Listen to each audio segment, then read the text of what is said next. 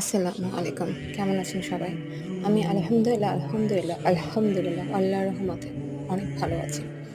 আজকে আপনাদের সাথে এমন একটি অসুখ নিয়ে বা এমন একটি স্বভাব নিয়ে কথা বলব, যেটি আজকাল আমাদের ১৫-১৬ বছর বয়সের বাচ্চা থেকে শুরু করে, একটা টিনেজার থেকে শুরু করে আমাদের প্রাপ্তবয়স্ক ৬০-৭০ বয়সের মাসি এদেরকেও এই সমস্যাটা আজকাল দেখা দিচ্ছে এবং খুব প্রকটভাবে বর্তমান সময়তে এই রোগটি ছড়িয়ে যাচ্ছে।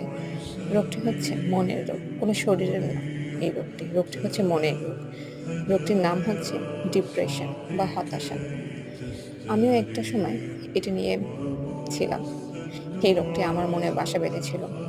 সেই গল্প আরেকদিন আপনাদেরকে শোনাবো। আমি কিভাবে আল্লাহ তাআলার অশেষ রহমতে ডিপ্রেশন থেকে, হতাশা থেকে, এই যে আজকে একটু আগে বললাম না? আলহামদুলিল্লাহ এবং যতটা